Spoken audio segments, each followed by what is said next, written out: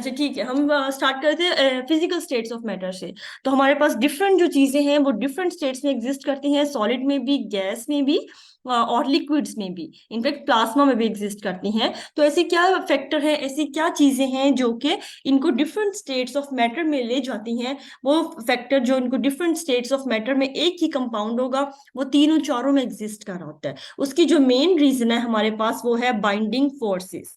कि अगर सॉलिड्स है तो उसकी बाइंडिंग फोर्सेस और होंगी, लिक्विड्स है तो और होंगी, गैसेस है तो और होंगी, प्लाज्मा है तो उसकी बाइंडिंग फोर्सेस जो जिन चीजों से वो मिलके बना है कोई भी कंपाउंड, उनके दरमियान वो जो चीजें उनको जोड़ के रखी हुई है ना, वो डिफरेंट है, स्ट्रॉन्ग है, वीक है, उसकी बेस पे फिजिकल स्टेट्स ऑफ मैटर में डिफरेंट कंपाउंड्स एग्जिस्ट कर रहे होते हैं। तो पहली लाइन देखो मैंने यही लिखी है, reasons of the different states of matter is due to the forces present in them. कि फिजिकल स्टेट्स ऑफ मैटर का हम जब भी पढ़ेंगे तो पहले हमने पढ़नी है बाइंडिंग फोर्सेस। अब हमारे पास बेसिकली बाइंडिंग फोर्सेस जो कि डिफरेंट स्टेट्स ऑफ मैटर का बाइस बन रही हैं, वो ब्रॉडली बात करें तो दो टाइप की हैं। इंटरमोलेकुलर फोर्सेस पहली, दूसरी है इंट्रामोलेकुलर फोर्सेस। इंटरमोलेकुलर फोर्सेस होंगी जो कि दो मॉलिक्यूल्स के दरमियान होंगी, बिटवीन मॉलिक्यूल्स। जबकि इंट्रा मोलेकुलर फोर्सेस वो होंगी जो विद इन द मॉलिक्यूल होंगी। लाइक एग्जांपल्स के साथ हम लेके चले इसको, तो फॉर एग्जांपल बात कर रहे हैं HCl मॉलिक्यूल की। ठीक है, एक हमारे पास कंटेनर है, उसमें एवोगेड्रो नंबर ऑफ HCl के पार्टिकल्स प्रेजेंट है। ठीक है, हम दो या तीन को कंसीडर करेंगे, ये HCl है, ये HCl है, ये for example Avogadro 6.022 10 raise power 23 present है किसी भी कंटेनर या जार में। अब ये HCl के मॉलिक्यूल प्रेजेंट है, इसके दरमियान two types of forces exist करेंगी। एक होंगी इंटर, हमने बात की है, एक है इंट्रा। अब देखो HCl के अपने ही मॉलिक्यूल में ये जो है H और Cl, जिसकी वजह से ये मॉलिक्यूल ही बना है, इस चीज को हम कहते हैं intramolecular forces within the molecule. और ये जो दूसरी वाली है, ये कि बिटवीन द मॉलिक्यूल, एक ये मॉलिक्यूल है HCl का हमारे पास, ये दूसरा है, ये तीसरा मॉलिक्यूल है। अब एक HCl से दूसरे HCl के दरमियान जो फोर्स ऑफ अट्रैक्शन है या फोर्स ऑफ बाइंडिंग जो प्रेजेंट है, इसको मैं कह रही हूँ इंटरमोलेकुलर फोर्सेस। फिर ये दूसरे और तीसरे के दरमियान जो है, ये है इंटरमोलेकुलर फोर्सेस। और ये जो है ये इंट्रामोलेकुलर है, ये भी इंट्रामोलेकुलर है। ये इंटर हो गई, ये इंटर हो गई। 5 साल पहले MCQ आया हुआ था, उसने इसी तरह के मॉलिक्यूल्स दिए थे लाइन में, और क्या किया था, एरोज डाल दिए थे, दो या तीन। तो उसने पूछा हुआ था कि इसमें ये वाली फोर्स कौन सी है, ये वाली फोर्स कौन सी है, और ऑप्शन में आपके पास इंटर, इंट्रा, इंट्रा, इंटर, इस तरह वेरी करेगा। तो आपको डिफरेंस पता हो कि इंटर कौन सी है और इंट्रा कौन सी है। अब इंटरमोलेकुलर फोर्सेस जो हैं, जो कि बिटवीन द मॉलिक्यूल्स हैं, लाइक ये वाली जो मैंने डॉटेड फॉर्म में लगाई हैं, ये क्या होती हैं, to satisfy the stability due to the valence electron. कि ये जो आपके पास फोर्सेस होंगी इंटरमोलेक ये जो है, सॉरी सॉरी सॉरी उल्टा लिखा गया है यहाँ पे, ये जो आपके पास फोर्सेस है ना, इंट्रामोलेकुलर फोर्सेस, इनका ताल्लुक होगा आपके पास वैलेंस इलेक्ट्रॉन के साथ। ये अपने ऑक्टेट को कंप्लीट कर रही थी, इसको मैं जब आपको भेजूंगी ना, मैं इसको क्लियर कर दूंगी, अभी समझो कि आपके पास ये जो इंट्रामोलेकुलर फोर्सेस होंगी ना, इनका ताल्लुक होगा ऑक्टेट के साथ। इन्होंने ऑक्टेट कंप्लीट करना है कंपाउंड को या मॉलिक्यूल, जो भी आप डिस्कस करोगे, एटम हो गया, कंपाउंड होगा, हो गया मॉलिक्यूल हो गया, उनको स्टेबल करना है। उसने अपना ऑक्टेट कंप्लीट करना है, उसने अपना आउटर मोस्ट शेल को कंप्लीट करना है। अब वो डिफरेंट तरीके से कर सकते हैं, वो कंप्लीट ट्रांसफर ऑफ इलेक्ट्रॉन के साथ भी कर सकता है, वो शेयरिंग ऑफ इलेक्ट्रॉन के साथ भी कर सकता है, वो एक लॉन पेयर को भी कर सकता है। इसको हम आगे डिटेल से पढ़ेंगे इंट्रा। तो जो इंट्रा का ताल्लुक है वो क्या है, उसने ऑक्टेट को कंप्लीट करना है, उसने एक कंपाउंड को एग्जिस्ट करवाना है। जबकि इंटरमोलेकुलर फोर्सेस जो हैं वो बिटवीन द मॉलिक्यूल प्रेजेंट है, ये जो है ये कंपाउंड की स्टेबिलिटी की वजह से है। इनका ताल्लुक जो है वैलेंस इलेक्ट्रॉन से नहीं होता, इनका ताल्लुक वैलेंस इलेक्ट्रॉन से ताल्लुक इनका होगा, इंट्रा का। इनका इंटर करनी है, इनकी आपस में पोल्स की वजह से, या अभी हम फैक्टर्स पढ़ेंगे कौन कौन से फैक्टर्स हैं जिसकी वजह से इंटरमोलेकुलर फोर्सेस एग्जिस्ट करती हैं। ये बेसिकली किसी भी कंपाउंड की स्टेबिलिटी, एक्स्ट्रा स्टेबिलिटी थोड़ी सी ले आएंगी। लाइक HCl मॉलिक्यूल बहुत स्टेबल मॉलिक्यूल है अगर हम इसकी इंट्रामोलेकुलर फोर्सेस की जस्ट बात करते हैं तो। लेकिन अगर हम इस इंटर भी साथ इसके आ जाती हैं तो थोड़ा सा और स्टेबल हो जाएगा। तो इंटरमॉलिक्यूल्स जो हैं वो जस्ट थोड़ी सी स्टेबिलिटी लाने के लिए होती हैं, लेकिन एज कंपेयर टू हम इंट्रा कंपेयर करें तो इंटरमॉलिक्यूलर फोर्सेस कुछ भी नहीं है। इंट्रामॉलिक्यूलर ही मेजर फोर्सेस हैं जो कि स्टेबिलिटी लेके आएंगी, किसी भी कंपाउंड को एग्जिस्ट करवाएंगी, तो मतलब मोस्ट स्टेबल है। फिर उसके दरमियान मॉलिक्यूल्स की अट्रैक्शन की थोड़ी सी स्टेबिलिटी की बात करनी है तो देन इंटर आता है। तो उसके बाद पहले हम टाइप्स पढ़ लें, फिर एक एमसीक्यू बताती हूँ जो अक्सर यहाँ से आ जाता होता है हमारे पास। एक सेकेंड, मुझे स्लाइड आगे कर दे दो। ये देखो, टाइप्स ऑफ इंटरमोलेकुलर फोर्सेस की जब हम बात करते हैं तो हमारे पास इंटरमोलेकुलर फोर्सेस 4 टाइप की होती हैं जो कि पेपर में पूछता है। पहली है डाइपोल डाइपोल फोर्सेस, दूसरी है आयन डाइपोल फोर्सेस, तीसरी है dipole induced dipole forces, and fourth one is London dispersion forces, या फिर इसको हम instantaneous dipole induced dipole forces भी कह रहे होते हैं, इंस्टेंटेनियस फोर्सेस भी, या लंडन डिस्पर्शन। पांचवी टाइप जो है वो इंटरमोलेकुलर फोर्सेस की, वो है हाइड्रोजन बॉन्डिंग। उसको लिखा इस वजह से नहीं है, बास्कॉत कहते हैं कि वो पांचवी टाइप है इंटरमोलेकुलर फोर्सेस की, बास्कॉत कहा जाता है कि वो डाइपोल डाइपोल फोर्सेस की ही थोड़ी सी स्पेशल केस है। तो आपकी मर्जी है, आप उसको कुछ भी कंसीडर कर लो, वहां ये नहीं पूछेगा स्पेशल केस है कि नहीं, वो पूछते हैं बस इसमें हाइड्रोजन बॉन्डिंग है कि नहीं प्रेजेंट। तो बल्कि आप एफएससी की बुक देखोगे तो उसमें लिखा भी हुआ है this is somehow more than dipole dipole. तो डाइपोल डाइपोल की ही थोड़ी सी एडवांस फॉर्म को हम हाइड्रोजन बॉन्डिंग कह देते होते हैं। तो इसको मुझे एक मिनट रिमूव करने दो, बड़ा सारा गंद हो गया है यहाँ पे। उसके बाद हमारे पास ये है, देखो इंटरमोलेकुलर। अब ध्यान में रखना ये इंटरमोलेकुलर की टाइप्स हैं, अभी मैं इंट्रा की टाइप्स पढ़ाती हूँ, पर मुझे आप खुद एमसीक्यूज का आंसर बताओगे एक, जो मैंने एफपीएससी वालों को तो अक्सर ही दिया हुआ, चलो उनकी प्रैक्टिस हो जाए। ये देखो, ये है types of intramolecular forces. Intramolecular forces हमारे पास है ionic, covalent, ionic solids, covalent solids, molecular solids, metallic solids. ठीक है, अब आपने इंटर की टाइप्स भी पढ़ी हैं, ये इंटर की थी हमारे पास। ठीक है, ये है इंट्रा की।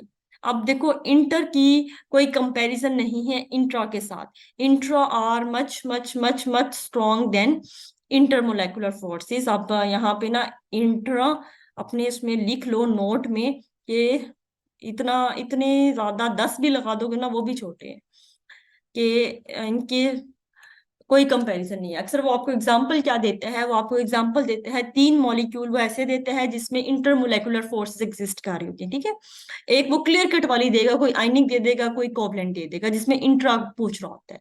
तो अगर आपको कोई ऐसा मॉलिक्यूल दिख जाए जिसमें इंट्रा मॉलिक्यूल्स इंटरमोलेकुलर फोर्सेस एग्जिस्ट कर रही हैं, तो आपने बिना सोचे समझे, स्पेशली आयनिक वाला दे रहा होता है, 3 वो सिंपल से देगा, क्लोरोफॉर्म, HCl, कुछ इस टाइप का इंटर के लिहाज से, और चौथा वो देगा जिसमें इंट्रा का एग्जाम्पल होगी। तो आपने सोचना ही नहीं है कि उसमें स्ट्रॉन्गेस्ट फोर्सेस कौन सी प्रेजेंट है, जिसमें आपको इंट्रा दिख जाता है बाकी 3 में इंटर है, तो आपने बिना सोचे समझे उस इंट्रा वाले को ओके कर देना है। तो पहले पढ़ लो, फिर एमसीक्यूज बनाती हूँ। आज हमने पढ़नी है इंटरमोलेकुलर। इंट्रा को हम कल पढ़ेंगे, आज हम डिटेल से पढ़ते हैं इसको। एक एक एमसीक्यू इंशाल्लाह लाजमी आएगा इसमें से, और मोस्टली वो आपको एग्जांपल पूछते हैं और एमसीक्यू होता है what is the strongest force of attraction present in the molecule. Molecule दे देता है कोई भी और पूछ रखता है हमसे। तो पहली पहली हमारे पास है डाइपोल डाइपोल फोर्सेस। तो डाइपोल डाइपोल फोर्सेस आपके पास जो प्रेजेंट होती है, present between two polar molecules. Present between two polar molecules. Polar molecules हम किन मॉलिक्यूल्स को कहते हैं, जिनके पास अपने परमानेंट डाइपोल्स होते हैं, जिनके इलेक्ट्रोनेगेटिविटी डिफरेंस इतना ज्यादा होता है कि डाइपोल्स खत्म नहीं होते, उनके दरमियान डाइपोल्स जो है वो परमानेंट एग्जिस्ट करते हैं। तो ऐसे मॉलिक्यूल जिनके अपने परमानेंट डाइपोल्स एग्जिस्ट करें उनको हम कहते हैं पोलर मॉलिक्यूल्स। सबसे ज्यादा जो पहला पहला इसमें एग्जांपल हम ये लेते हैं, मोस्ट कॉमन जो पेपर में अक्सर ही देते हैं, HCl। कि HCl के मॉलिक्यूल में स्ट्रॉन्गेस्ट फोर्स ऑफ अट्रैक्शन या स्ट्रॉन्गेस्ट इंटरमोलेकुलर फोर्स कौन सी एग्जिस्ट करती है, तो हमारे पास आ जाता है डाइपोल डाइपोल। बनती क्यों है, दो पोलर मॉलिक्यूल्स होंगे, एक जैसे भी हो सकते हैं, डिफरेंट भी हो सकते हैं। लाइक HCl और HF उठा लो कि दो मॉलिक्यूल है, इनके दरमियान HCl और HF के दरमियान कौन सी होगी। अब देखो ये भी पोलर मॉलिक्यूल है, ये भी पोलर मॉलिक्यूल है, इलेक्ट्रोनेगेटिविटी डिफरेंस बहुत ज्यादा है। जब भी आपके पास हेलोजन एटम आ जाता है और साथ सिंपल कोई एल्कली एल्केलाइन का मेटल आता है, एलिमेंट कोई भी, तो आपके पास मॉलिक्यूल जो है वो पोलर बन जाता है। उसमें पोलैरिटी इतनी ज्यादा होती है कि उसके जो पार्शियल पॉजिटिव पार्शियल नेगेटिव बनेंगे वो परमानेंट होंगे। तो HCl जो है आपके पास पोलर मॉलिक्यूल है because it has its on permanent dipole. अब क्या होता है इसमें कि एक का पॉजिटिव एंड दूसरे के नेगेटिव एंड को अट्रैक्ट करेगा, और एक का पॉजिटिव दूसरे के नेगेटिव को अट्रैक्ट करेगा, तो इस चीज को हम कहते हैं डाइपोल डाइपोल फोर्सेस। एग्जांपल देखो यहाँ पे लिख देती हूँ। ये देखो ये नेगेटिव है, इस पे भी जितने भी मॉलिक्यूल हैं हाइड्रोजन पे पार्शियल पॉजिटिव होगा, क्लोरीन पे पार्शियल नेगेटिव होगा, तो इन दोनों के दरमियान अट्रैक्शन होगी, क्योंकि आपको पता है पॉजिटिव और नेगेटिव हमेशा अट्रैक्ट करते हैं। तो जब भी पॉजिटिव और नेगेटिव अट्रैक्ट करेंगे तो क्लियर कट है आपके पास पोलर मॉलिक्यूल है, और तो डाइपोल डाइपोल फोर्सेस एग्जिस्ट करेंगी। अब बस ये ध्यान रखना है कि ये मॉलिक्यूल सेम भी हो सकता है, मोस्टली वो सेम पूछते हैं, लेकिन डिफरेंट भी हो सकते हैं। बस आपने पहचानना है कि मॉलिक्यूल जो है वो आपके पास पोलर एग्जिस्ट करना चाहिए। उसके बाद सेकंड फैक्टर जो हमारे पास फैक्टर्स एग्जिस्ट करते हैं जिन पे हमारे पास डाइपोल डाइपोल फोर्सेस डिपेंड कर रही है, कौन से दो फैक्टर्स हैं।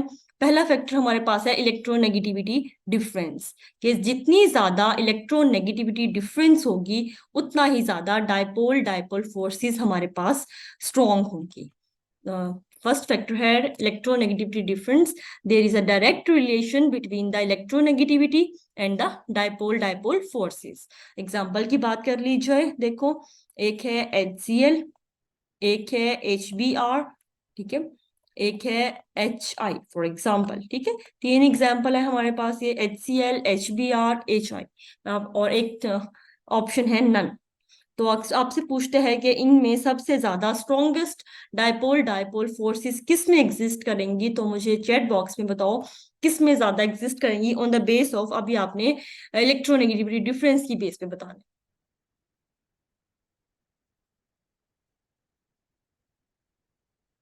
HCl, बिल्कुल ठीक है भाई, अलीना, आयशा, ठीक हो गया। जिसमें देखो अब यहाँ पे क्लोरीन डाउन द ग्रुप, आपको पता है हेलोजन ग्रुप जो है वो सबसे ज्यादा इलेक्ट्रोनेगेटिव ग्रुप है पीरियोडिक टेबल में। इनफैक्ट जो आपका यहाँ पे मैं HF भी ले सकती हूँ फिलहाल एग्जांपल के तौर पे।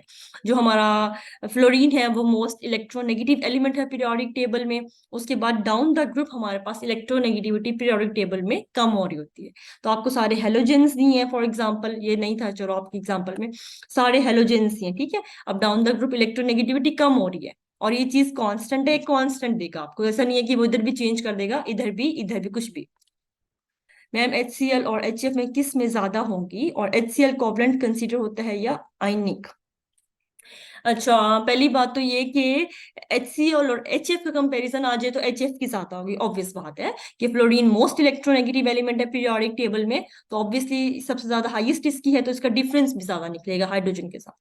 फिर HCl आएगा, फिर HBr, फिर HI। मोस्टली वो आपको देता नहीं है HF, क्योंकि HF में फिर जरा और केस आ जाता है, इलेक्ट्रोनेगेटिविटी इतनी ज्यादा हो जाती है कि वो डाइपोल डाइपोल की बजाय हाइड्रोजन बॉन्डिंग पे चला जाता है, तो इस वजह से वो नहीं देता। इन केस अगर वो दे देता है देन आप HF की तरफ जाओगे। ज्यादा स्ट्रॉन्ग एसिड कौन सा होगा, HCl या HF? HCl is the strongest acid. In fact इनका कंपैरिजन अभी हम आगे आएंगे, हेलोजन एसिड्स का हमारे पास कंपैरिजन इसी टॉपिक में आएगा एट द एंड। और HCl में हम कोवलेंट लेते हैं। HCl आयनिक नहीं है, HCl कोवलेंट है, हमारे पास पॉलिंग स्केल होता है, ठीक है। जो दो एटम्स दिए होते हैं उनका हम इलेक्ट्रोनेगेटिविटी निकालते हैं। अगर वो इलेक्ट्रोनेगेटिविटी डिफरेंस 1.7 से ज्यादा आ जाता है तो हम कहते हैं आयनिक है। अगर वो उससे कम आती है तो हम कहते हैं आपके पास जो भी मॉलिक्यूल या कंपाउंड एग्जिस्ट कर रहा है वो कोवलेंट है। अब HCl की अगर हम इलेक्ट्रोनेगेटिविटी डिफरेंस निकालें तो इसकी I think so 3 point something कुछ है, 3.7 है या 3.9 है, ठीक है। और इसकी 2 पॉइंट समथिंग है, या 1 पॉइंट भी हो, फिर भी आपके इसका इलेक्ट्रोनेगेटिविटी 2 पॉइंट है, 2.9 है, या मुझे एग्जैक्टली नहीं याद, लेकिन इतनी होगी कि इसका जो डिफरेंस होगा ना वो 1.7 से कम होगा लास्ट। तो 1.7 से कम आता है, इसलिए हम HCl को कोवलेंट कंसीडर करते हैं। लेकिन ऐसा नहीं है कि ये 100% कोवलेंट होता है, इसमें कुछ आयनिक करेक्टर भी पाया जाता है, बिकॉज क्लोरीन आपके पास इलेक्ट्रोनेगेटिव है, हाइड्रोजन इलेक्ट्रोपॉजिटिव है। लेकिन as compare to ionic character covalent dominate कर जाएगा, कोवलेंट 60 है तो वो 40 हो जाएगा, लेकिन कोवलेंट ज्यादा है तो इस वजह से हम इसको as a whole covalent molecule consider करते हैं। बाकी एसिड वाले का मैं भी आंसर देती हूँ आपको, वो भी अगर हमारा टॉपिक आना है जब सारी खत्म हो जाएंगी हमारे पास इंटरमोलेकुलर फोर्सेस। अच्छा, पहला हो गया इलेक्ट्रोनेगेटिविटी डिफरेंस। उसके बाद है डिस्टेंस बिटवीन बॉन्डेड मॉलिक्यूल। जितना ज्यादा डिस्टेंस आपके पास बढ़ता जाएगा उतनी डाइपोल डाइपोल फोर्सेस वीक होती जाएंगी। फॉर एग्जाम्पल एक ये जो थे एच, मैं थोड़ा रिमूव करती हूँ यहाँ पे मेरे पास, ताकि आपको ड्रॉ अच्छे से हो जाए। देखो, एक तो मैंने ये ड्रॉ किया होगा HCl, ठीक है। अब जितना ज्यादा पॉजिटिव नेगेटिव के करीब होगा, ऑब्वियस बात है उतनी अट्रैक्शन ज्यादा होगी। कॉमन सेंस की बात है कि एक क्लोरीन इस हाइड्रोजन के करीब है तो फौरन से अट्रैक्शन हो जाएगी। क्योंकि देखो, इंटरमोलेकुलर फोर्सेस हैं वीक फोर्सेस ही, ये दिमाग में रखना, बहुत स्ट्रॉन्ग फोर्सेस नहीं है। थोड़ी सी आप हीट देते हो, इंटरमोलेकुलर फोर्सेस टूट जाती हैं, बहुत ज्यादा स्ट्रॉन्ग फोर्सेस नहीं है। तो एटम्स का करीब होना जरूरी होता है। अगर एक एटम फॉर एग्जांपल देखो, ये यहाँ प्रेजेंट है Cl, एक फॉर एग्जांपल इस कोने में प्रेजेंट है, तो इनका डिस्टेंस अच्छा खासा है, तो इसके दरमियान जो फोर्स ऑफ अट्रैक्शन एग्जिस्ट करेगी यहाँ इस H के साथ इस क्लोरीन की, तो ये वीक हो जाएगी। तो जितना डिस्टेंस बॉन्डेड एटम के दरमियान कम होता जाएगा, ये डिस्टेंस जितना कम होगा उतना पॉजिटिव नेगेटिव। नेट थोड़ा सा वीक हो गया था, मैं इसको अगेन। अच्छा, तो ये है, जितना ज्यादा डिस्टेंस आपके पास ज्यादा होगा उतनी वीक डाइपोल डाइपोल फोर्सेस होंगी, जितना डिस्टेंस कम होगा उतनी ये स्ट्रॉन्ग होती जाएंगी आपके पास। मैं इसको दोबारा शेयर करती हूँ, कह रहा हूँ ये होगी शेयरिंग, थोड़ा नेट वीक हुआ था आई थिंक बीच में। अच्छा जी। उसके बाद एक और चीज जो आपने यहाँ पे देनी है, डिस्टेंस से अगर वो आपको दे देते हैं, ठीक है। अब देखो डिस्टेंस क्या होगा, मैं आपको एग्जांपल दे रही हूँ, मुझे आपने बताना है। -19, दूसरा है 1.6, 10⁻⁻18। जितना डिस्टेंस ज्यादा उतनी ये वीक हो जाएंगी। 1.1, 10⁻⁻15। फॉर एग्जाम्पल ये मीटर में लिख रही हूँ, ठीक है। ये PM है, मीटर है, कुछ भी आगे यूनिट दे देगा वो डिस्टेंस का। और चौथा ऑप्शन नन या ऑल कर लो, कुछ भी, all have the same dipole forces. एक मॉलिक्यूल है जिसमें HCl का ही मॉलिक्यूल है, ठीक है। हमारे पास एक मॉलिक्यूल में ये डिस्टेंस है, एक में ये डिस्टेंस है, एक में ये डिस्टेंस है, एक में आपके पास डी ऑप्शन आ जाएगा कि सारों में same dipole dipole forces exist करेंगी। तो मुझे बता सकते हो चैट बॉक्स में कि इसमें सबसे ज्यादा स्ट्रॉन्ग डाइपोल फोर्सेस किस में एग्जिस्ट करेंगी। ये डिस्टेंस, अभी हमने कहा ना डिस्टेंस पे इनडायरेक्ट कर रही है, जितना डिस्टेंस ज्यादा उतनी वीक डाइपोल डाइपोल फोर्सेस। तो मुझे इसमें से बता सकते हो कि अगर मैं कहूँ कि इसमें से सबसे ज्यादा स्ट्रॉन्गेस्ट डाइपोल डाइपोल फोर्सेस किस में एग्जिस्ट करेंगी। अब देखो यहाँ पे आप लोगों ने गलती क्या की है एग्जैक्टली एक कोई अक्लमंद आया है, लड़का अक्लमंद आया थोड़ा सा है, आफ्ताब ने बिल्कुल ठीक आंसर दिया है 1.7। अब देखो मैंने पावर्स, देखो पावर्स किसी ने गौर नहीं किया, लीना ने भी ठीक बताया है, ए बता रही है, बाकी सारे सी पे गए हैं। इतनी सी वो ट्रिक खेलता आपके साथ। देखो पावर्स मैंने प्लस में नहीं दी, पावर्स मैंने माइनस में दी, ठीक है। अब माइनस में जो वैल्यू जितनी बड़ी होती है वो उतनी छोटी होती है। माइनस का रूल पढ़ा हुआ है ना हम लोगों ने, कि जो चीज जितनी -19 यहाँ पे छोटी है, -15 जो है वो बड़ी वैल्यू है। ये वाले फैक्टर्स देखो पावर्स में फर्क आ गया, थाउजेंड्स में फर्क आ गया। तो ये वाले जो नंबर है 1.7, 1.6, 1.1, इनकी कोई वैल्यू नहीं रहेगी। जब पावर्स आ जाती है ना, अगर पावर कांस्टेंट होती -19, -19, -19, तब हम इस फैक्टर को देखते। अब पावर्स में डिफरेंस अच्छा खासा आ गया, एक 15 है, एक 18 है, एक 19 है। तो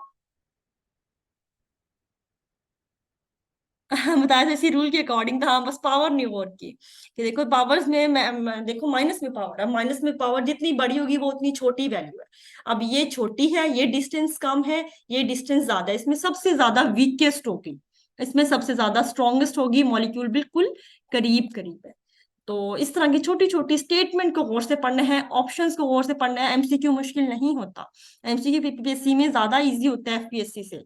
मेरिट बनाना भी ज्यादा आसान होता है। FPSC में एक तो सीट्स बहुत कम आती है, दूसरा FPSC में जो मसला आता है वो आता है BEd का और इंग्लिश का। 50 नंबर की होती है तो मेरिट बड़ा आगे पीछे होता है। PPSC में थोड़ा सा ध्यान देके पढ़ लोगे, मेरिट निकालना कहीं ज्यादा आसान होता है। मैं बच्चों को यही समझाती हूँ, सर पे सवार किया होता है, वरना इजी है। थोड़ा सा देखो ध्यान से पढ़ोगे, यहीं से देखो 2 MCQs कवर हो गए, बल्कि 3 हो गए। जब भी दो पोलर मॉलिक्यूल्स देखोगे, डाइपोल डाइपोल फोर्सेस आ जाएंगे। इलेक्ट्रोनेगेटिविटी डिफरेंस देखोगे, जितना ज्यादा होगा उतनी स्ट्रॉन्ग डाइपोल डाइपोल फोर्सेस होगी। फिर डिस्टेंस देखोगे, जितना ज्यादा होगा उतनी वीक डाइपोल डाइपोल फोर्सेस होंगी, इससे बाहर नहीं जाएगा, इससे बाहर उसको भी नहीं आता होगा। इतना हाई लेवल का आता ही नहीं है। यहाँ से जो ट्रिकनेस खेल सकता था मेरे ख्याल से वो इतनी ही खेलेगा। बाकी कोई आ जाए तो मेन पॉइंट्स बता दिए हैं, इन्हीं में से घुमाएगा। उसके अलावा आपने एक और काम जो करना है, एफएससी लेवल तक बहुत है ये। मैं अब थोड़े थोड़े पॉइंट्स अंदर की बता रही हूँ, इस तरह वाले डिस्टेंस को वहां पे बस डिस्टेंस लिखा हुआ है, ठीक है, इस तरह की अंदर की बात नहीं बता रहा होता वो। तो आपने एक बार जस्ट रीड आउट कर लेना उसको, बिकॉज एक एक चीज यहाँ पढ़ा नहीं सकती। एफएससी की बुक आपके पास है, और पीपीएससी में आपने पंजाब की बुक को फॉलो करना है। जब भी कभी एफपीएससी का टेस्ट दो, वो फेडरल की बुक से उठाता है पेपर। तो पीपीएससी देना है तो पंजाब की बुक उठानी है। ये वाला चैप्टर जो लिक्विड्स तक है ना, उसको अच्छे से पढ़ लेना है, वेपोरेशन या वेपर प्रेशर तक आओ, ठीक है। दूसरी हमारे पास फोर्स है जी, dipole induced dipole forces. Dipole induced dipole forces, देखो नाम बता रही है, डाइपोल इंड्यूस्ड डाइपोल। एक डाइपोल परमानेंट है मतलब, और एक इंड्यूस करवाया गया है, था नहीं उसके पास। इंड्यूस हमेशा जो भी डाइपोल करवाया जाता है ना, वो हमेशा नॉन पोलर में करवाया जाता है। याद रखना, जब भी इंड्यूस का वर्ड आएगा, जबरदस्ती इंड्यूस करवाना, हम कहते हैं इंड्यूस करवाया, जबरदस्ती कोई काम करवाया, उसका था नहीं। तो इसी वजह से इसका नाम दिया गया है डाइपोल इंड्यूस्ड डाइपोल फोर्सेस, कि एक पोलर है जिसका डाइपोल अपना है, एक नॉन पोलर है जिसमें जबरदस्ती इंड्यूस करवाया गया है। तो जब भी आप एक पोलर एक नॉन पोलर मॉलिक्यूल देखो, तो आपने वहां पे क्या करना है, डाइपोल इंड्यूस्ड डाइपोल फोर्सेस को टिक करना है। इसका दूसरा नाम एक दफा जो पास्ट पेपर में इससे भी ज्यादा आसान एमसीक्यू आया था, dipole induced dipole forces is called Debye forces, आपके एफएससी से है। अब याद रखो, एफएससी से ना 10% पेपर आता है आजकल, वैसे 10 से भी थोड़ा कम आता है, 6 से 7 एमसीक्यू आते हैं, ठीक है, फर्स्ट ईयर सेकंड ईयर को मिला के। लेकिन वो 6 से 7 एमसीक्यू हो जाते हैं ना, तो अच्छा खासा हौसला मिल जाता है। तो जो एफएससी से आपका एमसीक्यू आएगा, वो कम से कम आपका नहीं छूटना चाहिए। अच्छा, इसकी अट्रैक्शन होती कैसे, एक तो पोलर है उसके पास तो चलो प्रेजेंट है ना पॉजिटिव नेगेटिव, नॉन पोलर के पास तो कोई डाइपोल नहीं है, तो इनमें फोर्सेस ऑफ अट्रैक्शन डेवलप कैसे होंगी। तो इसके फोर्सेस ऑफ अट्रैक्शन की जो डेवलपमेंट की रीजन है वो क्या है, positive end of polar attracts the negative mobile of the other. For example देखो, एक हम लेते हैं HCl, पोलर मॉलिक्यूल है। अब इसके पास पार्शियल पॉजिटिव है, इसके पास पार्शियल नेगेटिव है, परमानेंट है। दूसरा हम लेते हैं fluorine atom F2, F2 molecule की फॉर्म एग्जिस्ट करता है। अब जो भी दो एटम सेम आते हैं, लाइक F2Cl2 Br2I2, तीनों ना चारों जो है डायटॉमिक फॉर्म में एग्जिस्ट करते हैं आपके पास। तो जब भी एक जैसे एटम आते हैं तो इलेक्ट्रोनेगेटिविटी डिफरेंस 0 है, जितनी बेशक हाईएस्ट है फ्लोरीन की, लेकिन इसकी भी 4 है, इसकी भी 4 है, 4 - 4 0, इलेक्ट्रोनेगेटिविटी डिफरेंस 0 है। तो आपके पास मॉलिक्यूल क्या हो गया, नॉन पोलर हो गया। तो अगर मैं कहूं कि F2 और HCl के दरमियान कौन सी फोर्स एग्जिस्ट कर रही है, तो एक आप देखो पोलर है, एक नॉन पोलर है, तो क्लियर कट है डाइपोल इंड्यूस्ड डाइपोल फोर्सेस। अब इस फ्लोरीन के आउटर मोस्ट शेल में जो इलेक्ट्रॉन रोटेट कर रहे हैं, तो इलेक्ट्रॉन पे नेगेटिव चार्ज है, ठीक है, नेगेटिव चार्ज है। तो इस नेगेटिव चार्ज और इस प्रोटॉन के दरमियान जो HCl का है, इनके दरमियान अट्रैक्शन हो जाएगी, और परमानेंट इसमें इसमें डाइपोल इंड्यूस हो जाएगी। जैसे ही इसके, इसको मैं खोल के लिखती हूँ, ठहरो, ये FF है, इसमें इलेक्ट्रॉन रिवॉल्व कर रहे हैं, ठीक है, जैसे ही इसमें इलेक्ट्रॉन ये रिवॉल्व कर रहा है, और इधर HCl है, HCl का पॉजिटिव एंड जो है, इसके इन इलेक्ट्रॉन्स को, मूविंग इलेक्ट्रॉन्स को अट्रैक्ट करेगा। जैसे ही ये इसको अट्रैक्ट करेगा, हल्के से इसमें क्या हो जाएगा, डाइपोल इंड्यूस हो जाएगा। ये वाला जो है ये नेगेटिव बन जाएगा, और ये वाला पॉजिटिव। लेकिन ये जो इसके डाइपोल बने हैं, ये अभी भी टेम्परेरी होंगे, जैसे ही इलेक्ट्रॉन आगे की तरफ मूव करेगा ये खत्म भी हो सकते हैं।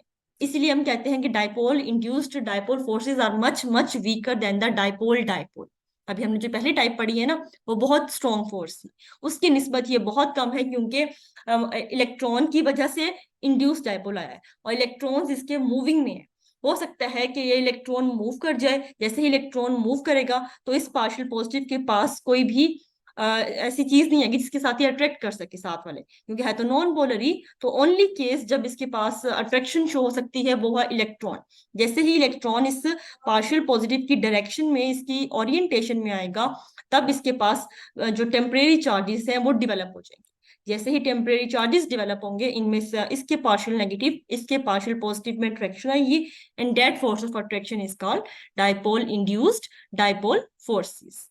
अब आपको एग्जांपल दी जाए, नॉन पोलर मॉलिक्यूल की। फॉर एग्जांपल ये देखो, एक और चीज याद रखना, जितने भी हम हाइड्रोकार्बन्स लेते हैं उनको हम ऑलमोस्ट नॉन पोलर कंसीडर करते हैं, बिकॉज इनका इलेक्ट्रोनेगेटिविटी डिफरेंस इतना ज्यादा कम होता है कि ऑलमोस्ट हम हाइड्रोकार्बन्स को नॉन पोलर लेते हैं।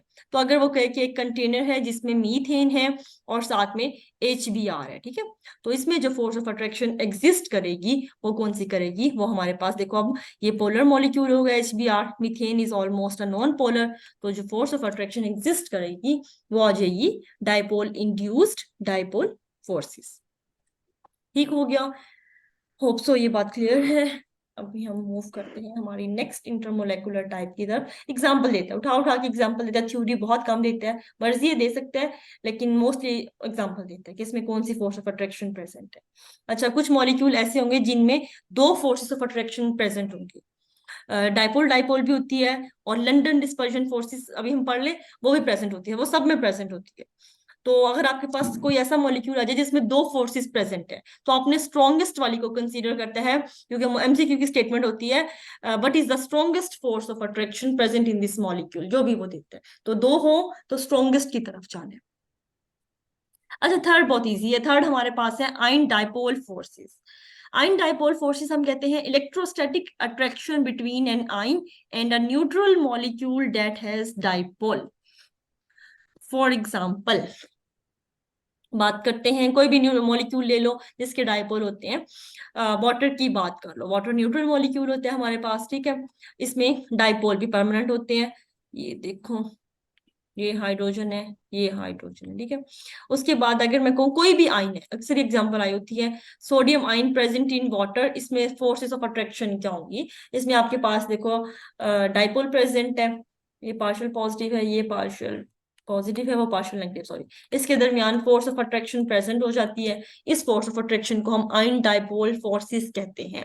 इसको पहचानना सबसे आसान होता है, क्यों, क्योंकि क्लियर कट आयन दिए रहा होता है। अच्छा, बात को वो आपके साथ ट्रिक खेल सकते हैं, देखो, ठीक है, वो अल्कली सॉल्ट्स दे सकते हैं आपको, अल्कलाइन, इससे बाहर नहीं जाएगा। फॉर एग्जाम्पल वो कह दे MgCl2 वाटर, ठीक है, MgCl2 और वाटर में स्ट्रॉन्गेस्ट फोर्स ऑफ अट्रैक्शन कौन सी है, तो कहाँ जाओगे, आयन डाइपोल फोर्सेस पे, क्योंकि देखना है सॉल्ट प्रेजेंट हो। जब भी सॉल्ट प्रेजेंट होगा, क्लियर कट है, सॉल्ट पानी में क्या होता है, डिसोसिएट हो जाता है, डिसोसिएट होके ऑब्वियस बात है ये मैग्नीशियम 2+ देगा और 2 क्लोरीन देगा।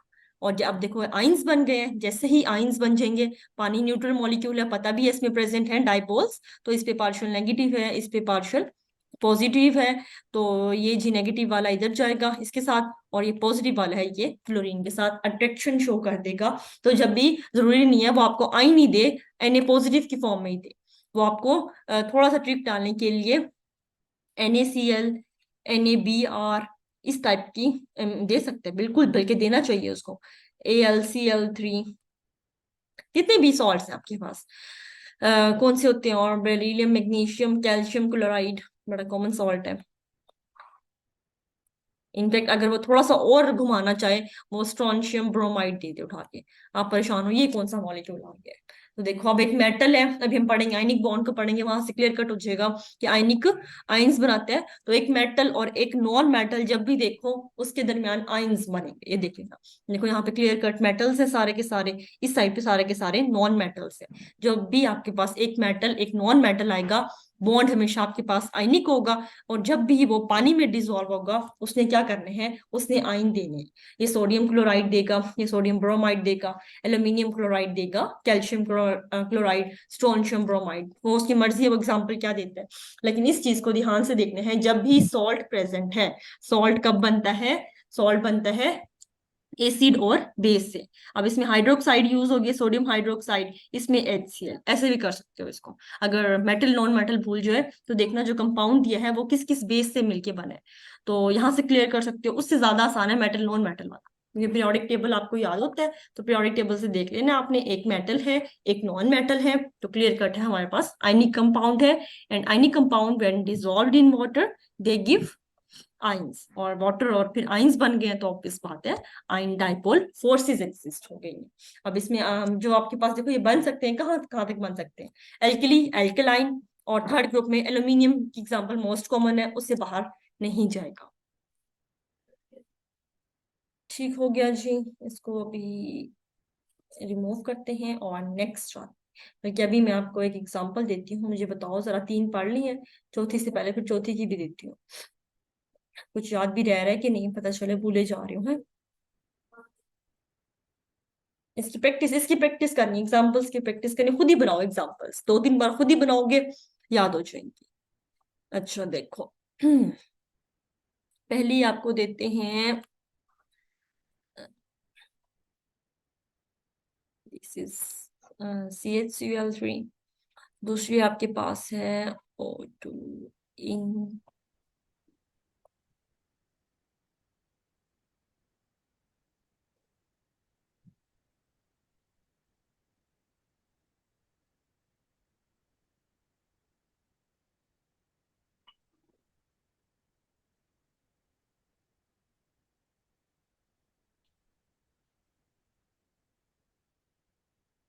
होती है जी, विनेडियम है ये। एक एक करके बताओगे। पहली तो इस पहली पहली है ये, इसमें कौन सी है? This is chloroform. इसमें आपको क्या लगता है? मुझे जल्दी से चैट बॉक्स में बताते जाओ, 4 मिनट है, 4 एग्जाम्पल है। पहली पहली क्लोरोफॉर्म में आपको क्या लगता है कौन सी फोर्स ऑफ अट्रैक्शन प्रेजेंट होगी स्ट्रॉन्गेस्ट? अलीना कहती है डाइपोल। डाइपोल कोई ऐसा जो कि कहे कि नहीं इसमें डाइपोल डाइपोल एग्जिस्ट नहीं करती? अच्छा जी, सबका डाइपोल डाइपोल है। देखो हाँ, क्लियर कट है, देखो ना, तो एक क्लोरीन आ गया है, वही काम है। HCl की बजाय मैंने क्लोरोफॉर्म दे दिया। एक आपको दिख रहा है, क्लियर कट है। एक हाइड्रोजन है, तो परमानेंट डाइपोल्स एग्जिस्ट कर रहे हैं, तो डाइपोल डाइपोल आ गई। अच्छा, इसमें क्या O2 इन F2, इसमें क्या कहोगे?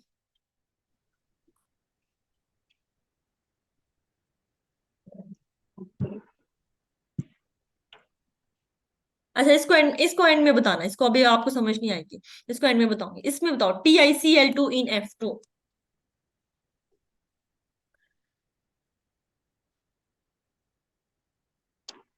क्या समझ आती है? इसमें क्या होनी चाहिए जो मोस्ट प्रोबेबल बन सकती है? बड़े अक्सर कंफ्यूजिंग आ जाते हैं। TiCl2, एक क्लोरीन है, एक मेटल है, एक नॉन पोलर आ गया है।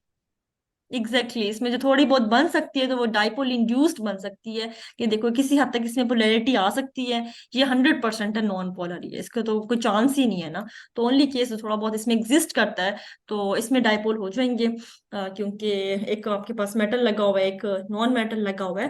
Partial negative partial positive, polar non polar वाला केस आ जाएगा। उसके बाद ये चौथी VCl3 इन वाटर में क्या होगा? आइन डाइपोल। के देखो पानी है, या एक न्यूट्रल आ गया आपके पास, न्यूट्रल या फिर पोलर में आइंस आ जाएंगे। वेनेडियम मेटल है आपके पास, और जरूरी नहीं है वो आपके पास एल्कली एल्केनाइन ले। कंफ्यूज करने के लिए वो ट्रांजिशन मेटल भी दे सकते हैं, देगा नहीं वैसे, इतना आगे तक जाता नहीं है, आ सकता है। अच्छा, इसको मैंने अभी पढ़ाया नहीं है, मुझे लगा शायद आप लोग तुक्का मार दो। ये दोनों नॉन पोलर है। अभी दोनों नॉन पोलर की हमने पढ़नी है। उसमें अगर आपके पास एक आ जाए या दोनों नॉन पोलर आ जाए, उसमें जो फोर्स एग्जिस्ट करती है वो है लंदन डिस्पर्जन फोर्सेस। तो ठीक हो गया। ये लंदन डिस्पर्जन फोर्सेस क्या थी? कि दोनों नॉन पोलर मॉलिक्यूल होंगे, एक ब्रोमीन का इलेक्ट्रॉन दूसरे ब्रोमीन के इलेक्ट्रॉन के सामने आ जाएगा, उन दोनों में रिपल्शन होगी। उस रिपल्शन की वजह से एक ब्रोमीन के मॉलिक्यूल में इंस्टेंटेनियस डाइपोल क्रिएट हो जाएंगे।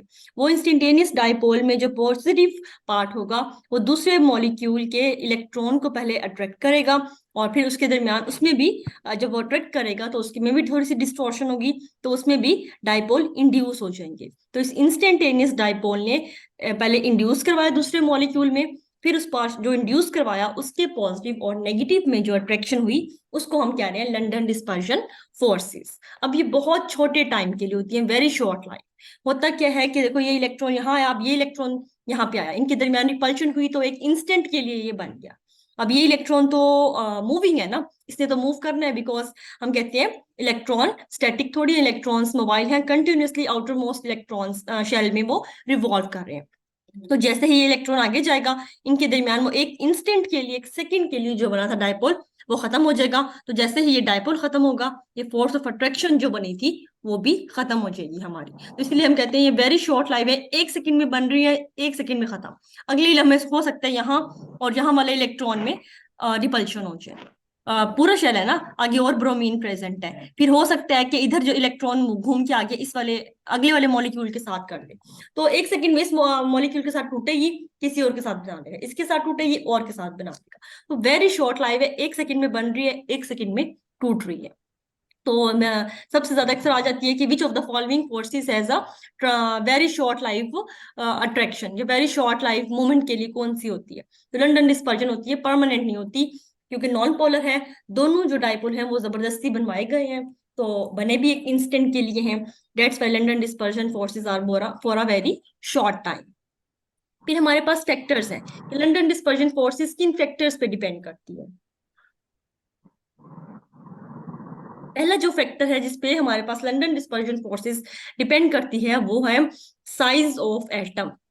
साइज ऑफ एटम से क्या होता है, देखो इसकी मेन रीजन याद रखनी है, इसकी मेन रीजन बनने की है इलेक्ट्रॉन। अब जब जब साइज बढ़ रहा है हमारे पास, तो हमारे पास नंबर ऑफ इलेक्ट्रॉन्स बढ़ रहे हैं आउटर मोस्ट शेल में। एक मिनट मुझे इसको रिमूव करने दो, मैं आपको समझाती हूँ इसको ड्रॉ करके।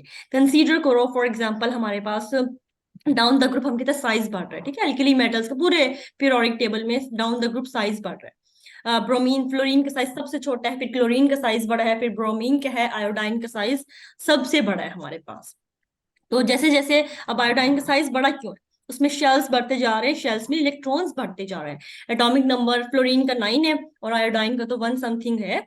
तो इतना ज्यादा उसमें डिफरेंस आ गया कि उसके इलेक्ट्रॉन्स बहुत ज्यादा होते हैं। अब जितने number of electrons outer shell में ज्यादा है, उतनी पॉसिबिलिटी है कि इनमें के दरमियान रिपल्शन हो जाएगी। हमने रिपल्शन करवानी है, हमने डिस्टॉर्शन करवानी है, हमने पोलराइजेबिलिटी क्रिएट करनी है। पोलराइजेबिलिटी की डेफिनेशन आ जाती है, अक्सर लिखी भी हुई है बल्कि आई भी हुई है। Polarisability is the extent of distortion of the electronic cloud of an atom.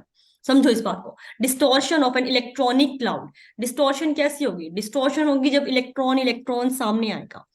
तो जितना साइज बढ़ेगा उतने उसके नंबर ऑफ इलेक्ट्रॉन्स बढ़ेंगे आउटर मोस्ट शेल में। ताल्लुक भी आउटर मोस्ट से है, आगे वाले इलेक्ट्रॉन का ताल्लुक नहीं, ये वाला इसके साथ रिपल्शन नहीं कर रहा होता, बाहर बाहर वाले रिपल्शन करेंगे। अब एक में 8 इलेक्ट्रॉन है, एक में 18 इलेक्ट्रॉन आउटर मोस्ट में, तो 8 वाले के चांसेस थोड़े कम है, जिसमें 18 है उसके ज्यादा चांसेस है कि वो एक दूसरे के सामने आके रिपल्शन शो कर सकते हैं। तो जितनी ज्यादा फिर अब रिपल्शन होगी उतनी डिस्टॉर्शन होगी इलेक्ट्रॉनिक क्लाउड की, कितनी डिस्टॉर्शन होगी उतनी पोलराइजेबिलिटी हम कहते हैं ज्यादा है। पोलराइजेबिलिटी कुछ भी नहीं है, ये जो इलेक्ट्रॉनिक क्लाउड है इसमें उसके स्ट्रक्चर में थोड़ी सी डिस्टॉर्शन आ जाना, थोड़ी सी तबाही आ जाना, इसको हम कह रहे हैं। और तबाही क्यों आ रही है? इन इलेक्ट्रॉन इलेक्ट्रॉन की रिपल्शन की वजह से। तो जितना ज्यादा साइज होगा उतनी ज्यादा आप होगे लंदन डिस्पर्जन फोर्सेस होंगी। तो मोस्ट कॉमनली एमसीक्यू जो देते हैं वो देते हैं फ्लोरीन, क्लोरीन, ब्रोमीन, आयोडाइन। ये डायटोमिक मॉलिक्यूल में है, देखो अब तीनों चारों नॉन पोलर, इनमें लंदन डिस्पर्शन फोर्सेस है। पहली पहली बात तो यहीं पे आ गई, ठीक है। लंदन फोर्सेस के बाद वो पूछता है इन सब में से सबसे ज्यादा स्ट्रॉन्गेस्ट फोर्स ऑफ अट्रैक्शन किस में प्रेजेंट होगी? तो बल्कि वो अक्सर ये भी नहीं देता कि स्ट्रॉन्गेस्ट लंदन ही, तो पूछते which of the following has the strongest force of attraction. तो अब आपको देखते ही पता चल जाना चाहिए कि नॉन पोलर है तो लंदन है। फिर लंदन पे कौन से फैक्टर्स हैं? लंदन साइज पे डिपेंड कर रहे हैं, डाउन द ग्रुप साइज बढ़ रहा है। आयोडाइन में मैक्सिमम चांस है डिस्टॉर्शन का, बल्कि होती है, चांस नहीं है, इलेक्ट्रॉन ज्यादा है उसकी डिस्टॉर्शन ज्यादा होगी। तो आप कहोगे कि आयोडाइन में स्ट्रॉन्गेस्ट फोर्सेस हैं, जबकि F2 की बात की जाए तो उसमें weakest London dispersion forces exist करेंगी। सेम केस है हाइड्रोकार्बन्स का। हाइड्रोकार्बन्स को हम नॉन पोलर में कंसीडर करते हैं कि उसकी कार्बन और हाइड्रोजन की इलेक्ट्रोनेगेटिविटी इतनी कम होती है कि हम कहते हैं कि ऑलमोस्ट वो नॉन पोलर नेचर में आ जाता है। ऑल्दो थोड़ी सी होती है लेकिन ना होने के बराबर है, तो ऑलमोस्ट नॉन पोलर कंसीडर करते हैं हम। तो जितने ज्यादा हाइड्रोकार्बन्स का साइज बढ़ेगा उतने उसके इलेक्ट्रॉन्स बढ़ेंगे।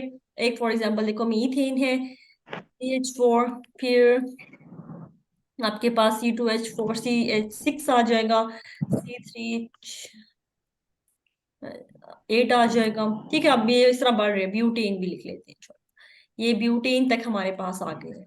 Methane, ethane, propane, butane, which of the following has the strongest force of attraction?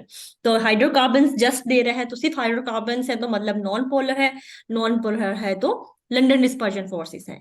फिर डिपेंड करता है साइज पे या ग्रेटर नंबर ऑफ एटम्स पे, कितने नंबर ऑफ एटम्स ज्यादा हैं। देखो यहाँ पे कार्बन के अब इसमें आउटर मोस्ट इलेक्ट्रॉन गिन लोगे, आउटर मोस्ट इलेक्ट्रॉन इसके 4 हैं, इसके 4 हैं, 8 हैं, ठीक है। इसके कितने हैं, 2 कार्बन है तो 8 इसके हो गए, 6 इसके हो गए। अब नंबर ऑफ इलेक्ट्रॉन्स बढ़ते जा रहे हैं आपके पास, जितने नंबर ऑफ इलेक्ट्रॉन्स, रीजन वही है, जितने जहां पे नंबर ऑफ इलेक्ट्रॉन्स को देखना है, जहां नंबर ऑफ इलेक्ट्रॉन्स किसी भी फैक्टर की वजह से बढ़ रहे हैं, तो लंडन डिस्पर्शन फोर्सेस स्ट्रॉन्ग होती जा रही है। तो ये आपके पास 4 इंटरमोलेकुलर फोर्सेस थी, इसमें से वो एमसीक्यू 2 देने चाहिए और इंशाल्लाह आएंगे भी, और इसी में से आएंगे, जो आपको डिस्कस करवाया है इससे बाहर नहीं जाता। उसके बाद हमारे पास आती है हाइड्रोजन बॉन्डिंग। हाइड्रोजन बॉन्डिंग क्या है जी? हाइड्रोजन बॉन्डिंग समथिंग समहाउ, क्या वही बात कहते हैं कि एक्सटेंशन है डाइपोल डाइपोल की, कोई कहते हैं पांचवी इंटरमोलेकुलर फोर्स है, जो भी है हमने देखना है कि होती क्या है। हम कहते हैं कि London hydrogen bonding highly electronegative atom and partial positive hydrogen होना जरूरी है। दो चीजें किसी भी मॉलिक्यूल में अगर आ जाए तो उसमें हाइड्रोजन बॉन्डिंग एग्जिस्ट करती है। एक हमें चाहिए हाइड्रोजन, एक चाहिए highly electronegative atom. For example हम लेते हैं फ्लोरीन को, ऑक्सीजन को, नाइट्रोजन को। क्लोरीन कभी देता है कभी नहीं देता, मोस्टली क्लोरीन नहीं देता, इसको हम बॉर्डर लाइन केस कहते हैं। कभी ये डाइपोल डाइपोल दे रहा होता है, कभी कभी ये हाइड्रोजन बॉन्डिंग, लेकिन 90% ये नहीं दे रहा होता। तो हाइड्रोजन और ये 3 इलेक्ट्रोनेगेटिव एटम्स जहां आपको मिलते हैं वहां आपने हाइड्रोजन बॉन्डिंग लगा देना है। एग्जाम्पल दी हुई है, देखो अमोनिया, अमोनिया के मॉलिक्यूल में एक नाइट्रोजन मिल गया आपको, एक हाइड्रोजन मिल गया, तो क्लियर कट है हाइड्रोजन बॉन्डिंग आ जाएगी। फिर वाटर में आपको हाइड्रोजन मिल गया, कॉमन एग्जांपल देता, बहुत घुमाई हुई एग्जांपल नहीं देता। जो थोड़ी सी घुमा सकते हैं तो वो आपको इस तरह घुमा सकते हैं, ऑर्गेनिक मॉलिक्यूल्स में भी हाइड्रोजन बॉन्डिंग एग्जिस्ट करती है, आप लोगों ने पढ़ रखा होगा, ठीक है। इंट्रा हाइड्रोजन बॉन्ड, एक होती है इंटर, एक होती है इंट्रा। इंट्रा होती है अपने ही मॉलिक्यूल में होता है। अब लास्ट टाइम एक क्वेश्चन आया हुआ था कि किसमें हाइड्रोजन बॉन्डिंग स्ट्रॉन्गेस्ट होगी, तो आपके पास देखो 2 मॉलिक्यूल 3 देते हैं पोजीशंस, COOH, ये OH।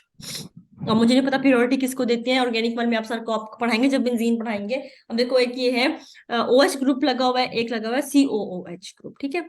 और फिर है ये इस तरह, एक यहाँ लगा हुआ है COOH ग्रुप, एसिड ग्रुप, ठीक है, ये यहीं पे है। और OH आपका यहाँ है मेटा पोजीशन पे। फिर तीसरी आपके पास वो एग्जांपल देता है कि ऑर्थो पोजीशन पे, वो एक ये। तो हाइड्रोजन बॉन्डिंग 2 टाइप्स की, अगर मैं कहूँ NH3 के मॉलिक्यूल्स में है तो ये क्या आ जाएगी, इंटर हाइड्रोजन बॉन्डिंग।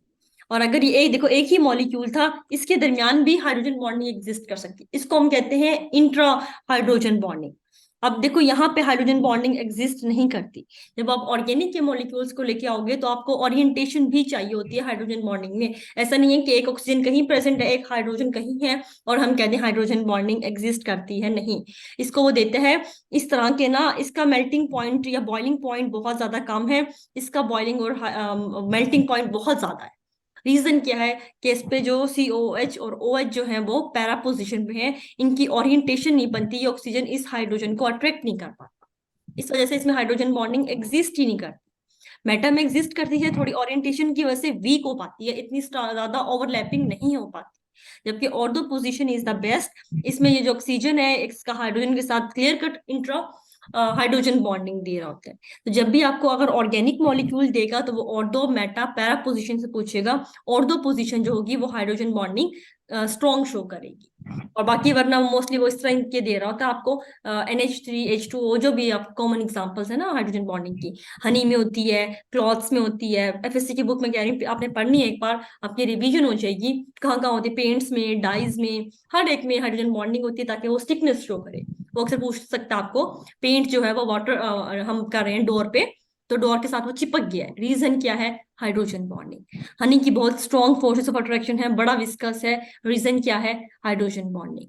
जो आपने कपड़े पहन रखे हैं कॉटन के, आपस में बिल्कुल ब्लेंड हुए हुए हैं, इनकी ब्लेंडिंग आपस में अट्रैक्शन की रीजन क्या है, कॉटन एक सेलुलोज होता है, उसमें सेलुलोज में हाइड्रोजन ऑक्सीजन दोनों एग्जिस्ट करते हैं, तो आपके पास हाइड्रोजन बॉन्डिंग आ जाती है।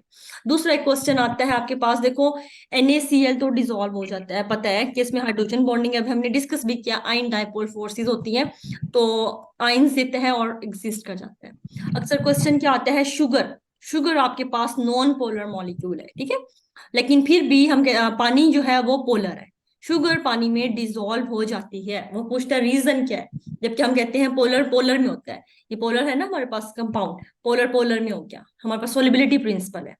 शुगर एक न्यूट्रल मॉलिक्यूल है, पोलर नहीं है, उसके बावजूद वो पानी में सॉल्युबल है। रीजन क्या है बता सकते हो? What is the reason behind the sugar dissolve in water? Daily शरबत बना रहे होते हैं रमजान में, जबकि शुगर तो नॉन पोलर है, वो कैसे डिसॉल्व हो गई है पानी में?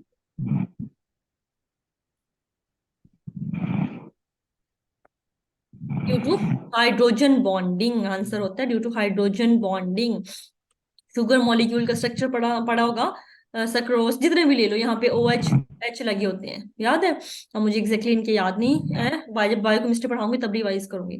CH2OH OH H, तो OH प्रेजेंट होता है और H भी होता है। इसका जो ये H है, ये आपको पता है, देखो पोलर है। जो भी हाइड्रोजन किसी भी हेटेरो एटम के साथ अटैच हो वो बहुत ज्यादा पोलर होता है। जब शुगर को डिसॉल्व करते हो पानी में, तो पानी के पास ऑक्सीजन हाइड्रोजन दोनों है, इसके पास भी ऑक्सीजन हाइड्रोजन, तो इनके दरमियान हाइड्रोजन बॉन्डिंग डेवलप हो जाती है। इस वजह से शुगर जो है वो बिल्कुल आफ्ताब डिसॉल्व हो जाती है पानी में। तो अक्सर क्वेश्चन पूछता है वाई शुगर डिसॉल्व, वाई में पूछा जाता है मोस्टली ये question, why sugar dissolves in water although sugar is a non-polar और water is a polar solvent।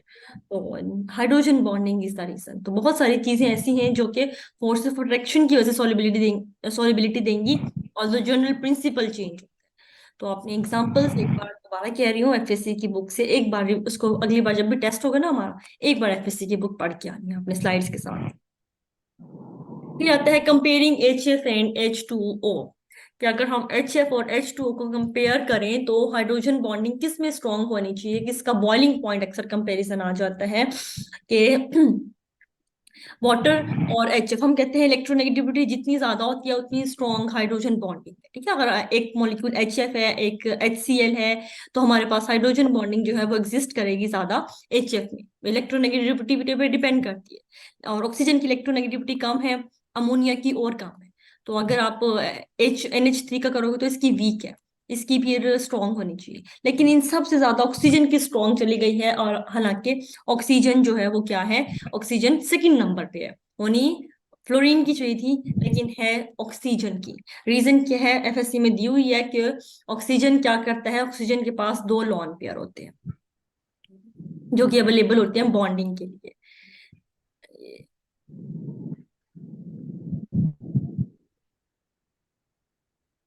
तो एट अ टाइम जो आपके पास दो हाइड्रोजन होते हैं, दो लॉन पेयर होते हैं, ठीक है? पार्शियल नेगेटिव दो तरीके से आ जाता है इस पे, एक इस लॉन पेयर का, एक इस लॉन पेयर का। तो क्या होता है कि अगर मैं इसके साथ इसकी करूं, तो ये देखो एक पार्शियल नेगेटिव यहाँ अट्रैक्ट कर रहा होता है, ये ऊपर वाला पार्शियल नेगेटिव इस हाइड्रोजन को अट्रैक्ट कर रहा है। एट अ टाइम दो हाइड्रोजन बॉन्ड बना रहा होता है, और जबकि HF जो है वो एट अ टाइम एक हाइड्रोजन बॉन्ड बना रहा होता है। इस वजह से आपके पास अवेलेबल जो होता है लॉन पेयर, हम फ्लोरीन के पास जो वो दे सकता है वो एक दे सकता है। तो ये एक हाइड्रोजन बॉन्ड बना रहा होता है, ये दो hydrogen bond at a time बना सकता है, और बनाता भी है, बना नहीं सकता बनाता है। इस वजह से वाटर का बॉइलिंग पॉइंट ज्यादा है as compared to HF, because water can form two hydrogen bond. अब लास्ट टाइम देखो MCQ क्या आया था, लास्ट टाइम MCQ बहुत कंफ्यूजिंग था। उसने पूछा था hydrogen bonding is strongest in, उसने HF दिया था, hydrogen bonding is highest in HF, H2O, H NH3, ये तीन थी, और एक नन ऑफ दीन, ये ऑल का ऑप्शन दे देगा, ठीक है? The strength of hydrogen bonding is strongest in, क्या इसका आंसर लगाओगे मुझे चैट बॉक्स में बताओ। The strength of hydrogen bonding is strongest in,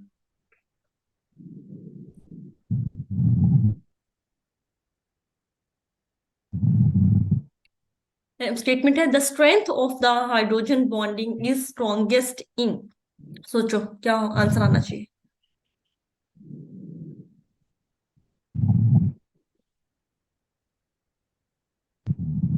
exactly last time था HF, उसका आंसर भी HF ही था। इरम नहीं, H2O नहीं होगा, स्ट्रेंथ जो हाईएस्ट होगी वो HF में होगी। स्ट्रेंथ डिटरमिन होती है इलेक्ट्रोनेगेटिविटी से। उसके बाद अगर वो कह देना कि हाईएस्ट हाइड्रोजन, इसमें वैसे कंफ्यूजन ही थी, मैं पेपर में H2O लगा के आई थी।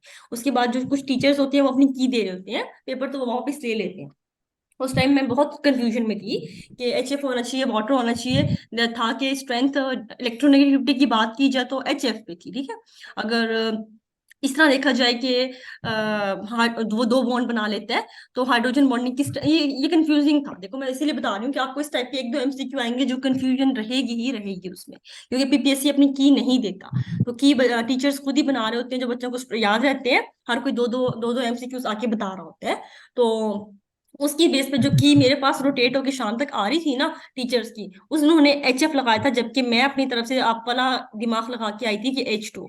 लेकिन काफी हद तक फिर मैंने सोचा तो देखो स्ट्रेंथ जो हाईएस्ट होगी वो एच एफ की होगी। कि जब आपके पास स्ट्रेंथ की बात की जाए, फ्लोरीन, ऑक्सीजन, नाइट्रोजन, वो कंपैरिजन पूछ रहा है मेरे ख्याल से इसमें से, तो अभी भी क्लियर कट नहीं है कि बाकी एच एफ था। लेकिन जो टीचर्स ने की बनाई हुई थी, हमारे टीचर्स ने, पीपीएससी के नहीं थे, उन्होंने एच एफ दिया था। जबकि पेपर में मुझे ये लगा था वो इस सेंस पे पूछना चाह रहा है कि स्ट्रेंथ हाईएस्ट किस में है, कि वो दो बना सकते हैं तो मैं इस बेस पे, लेकिन काफी हद तक सोचो तो स्ट्रेंथ इलेक्ट्रोनेगेटिविटी की बेस पे पूछ सकता है। वो पता नहीं उसके एग्जामिनर के दिमाग में उस टाइम क्या था कि उसने अब इलेक्ट्रोनेगेटिविटी की बेस पे पूछ लिया, या वो अगर बॉइलिंग पॉइंट से, अगर वाटर हो ना तो बॉइलिंग पॉइंट की बेस पे पूछे तो ज्यादा क्लियर कट है कि बॉइलिंग पॉइंट इसमें से किसका हाईएस्ट होगा। तो फिर वाटर का आ जाएगा, क्योंकि ये वो दो है और ये एक बना रहा है, ये भी एक बनाता है, अमोनिया भी। लेकिन स्ट्रेंथ की बात की जाए तो काफी हद तक ज्यादा चांसेस एच एफ के ही थे, क्योंकि जब बंदा जो लगाया था ना उसको लगता है वो गलत है। तो स्ट्रेंथ, अब देख लो, अब आपको जो उस टाइम डील करे, मैं बता रही हूँ कि लास्ट टाइम का MCQ, strength of hydrogen bonding is highest. जो फिर आपको उस टाइम बेहतर लगे वो लगा लेना। मैं वाटर लगा के आई थी और मेरे मार्क्स 62 लगा के आई थी मैं, और 57.75 आई थिंक सो मेरे मार्क्स आए थे, 58 या 59 थे। तो एक या दो मेरे गलत हुए थे, अपनी तरफ से मैं 100% हर चीज करके आई थी। एक मुझे इसमें कंफ्यूजन थी, एक मुझे जनरल नॉलेज का मेरा गलत हो गया था, तो मैं दो में कंफ्यूज थी, बाकी अपनी तरफ से तो मैं 100% थी। तो मेरा मतलब मोस्ट चांस है मेरा ये गलत हुआ होगा। देखो मेरे मार्क्स कटे हुए हैं, तो मैं तो आपको रिकमेंड करूंगी आप एच एफ लगाया। तो ये लास्ट टाइम क्या, एक दो एमसीक्यू, एक दो नहीं, तीन चार एमसीक्यू आएंगे आपको पीपीएससी में जो इस टाइप के होंगे, जिनकी स्टेटमेंट्स क्लियर नहीं होंगी। तो लेकिन लगा के जरूर आना, बिकॉज जब आपके पास दो में अवेलेबिलिटी आए ना तो लगाना चाहिए। ये सोलिबिलिटी, फिर इसके बाद है strength of acids. H F, H C L, H B R, H I, all are acids, ठीक है, हेलोजन एसिड्स कहते हैं हम इनको, जो साथ हेलोजन अटैच है। तो इनकी वो स्ट्रेंथ पूछता है अक्सर कि कौन सा एसिड स्ट्रॉन्ग है, कौन सा एसिड वीक है। अब एसिड की डेफिनेशन पहले हम बताएंगे स्ट्रॉन्ग है या वीक, उस बेस पे कि पहले हमें एसिड की डेफिनेशन पता हो। एसिड की डेफिनेशन क्या होती है, कोई भी चीज जो इजीली प्रोटॉन को दे दे वो उतना स्ट्रॉन्ग एसिड है। अब एच एफ में आपके पास हाइड्रोजन बॉन्डिंग आ जाती है, इस इन सब में डाइपोल डाइपोल फोर्सेस आती है, ठीक है। तो हमारे पास क्या होगा, एच एफ तो सबसे वीक एसिड होगा, हाइड्रोजन बॉन्डिंग आ जाएगी, अपने एच को बिल्कुल भी रिलीज नहीं करेगा। जितनी स्ट्रॉन्ग बॉन्डिंग होगी उतना अपनी चीज को नहीं छोड़ना चाहेगा, बॉन्डिंग स्ट्रॉन्ग होगी है ना, अपनी चीज क्यों रिलीज करेगा। तो एच एफ सबसे वीक एसिड है। उसके बाद जितना साइज बढ़ेगा उतना जल्दी वो अपने उसको रिलीज कर देता है। यहाँ पे देखो एक हम ले सकते हैं, दो फैक्टर आते हैं, कहते हैं इलेक्ट्रोनेगेटिविटी। इलेक्ट्रोनेगेटिविटी की बेस पे देखें तो एच एफ स्ट्रॉन्ग होना चाहिए ज्यादा। लेकिन जब हम ओरिजिनल इनकी स्ट्रेंथ देखते हैं तो एच आई ज्यादा स्ट्रॉन्ग आता है एज कम्पेयर टू इन तीनों के। Down the group acidic strength बढ़ रही है, रीजन क्या है, साइज ज्यादा डोमिनेट कर जाता है यहाँ पे। जब साइज बढ़ता है तो हाइड्रोजन जो है उसकी बॉन्डिंग वीक हो जाती है अपने साथ वाले आयोडाइन के साथ, इसकी बॉन्डिंग थोड़ी सी स्ट्रॉन्ग है साइज की वजह से। इसमें तो हाइड्रोजन बॉन्डिंग आती है, काम ही अलग हो जाता है ना। तो हाँ, H I strong acid due to size. यहाँ पे हमने इलेक्ट्रोनेगेटिविटी नहीं देखना, हम गलती कर सकते हैं इलेक्ट्रोनेगेटिविटी। इलेक्ट्रोनेगेटिविटी बढ़ेगी, बॉन्डिंग स्ट्रॉन्ग हो जाएगी, वो तो रिलीज ही नहीं करेगा। देखो डाउन द ग्रुप इलेक्ट्रोनेगेटिविटी बढ़ रही है ना, तो इलेक्ट्रोनेगेटिविटी की वजह से प्रोटॉन ये ज्यादा एसिडिक, हम कहते हैं प्रोटॉन जितना इलेक्ट्रोनेगेटिव एटम के साथ अटैच होता है उतना एसिडिक प्रोटॉन होता है। लेकिन हमने प्रोटॉन नहीं देखना, हमने देखना स्ट्रॉन्गेस्ट एसिड जो जितनी जल्दी रिलीज कर सके।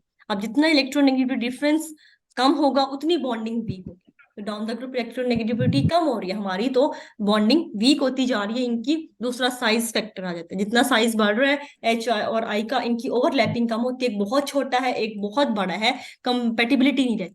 तो इसकी वजह से बॉन्डिंग वीक है, और ये जो एच आई का जो हाइड्रोजन है वो बहुत जल्दी रिलीज कर देगा हाइड्रोजन आयोडाइड अपने इस प्रोटॉन को, जिसकी वजह से H I is much much more stronger than H B R. H B R strong है एच सी एल से, एच एफ तो सबसे एंड में है बिकॉज इसमें हाइड्रोजन बॉन्डिंग आ जाती है। वो अगर आपको हाइड्रोजन बॉन्डिंग की सेंस में पूछेगा तो पूछेगा H F is weakest acid among all the halogen acid, the reason is hydrogen bonding. Hydrogen bonding की वजह से जिगजैग स्ट्रक्चर आता है, इसका आप लोगों ने पढ़ भी रखा होगा।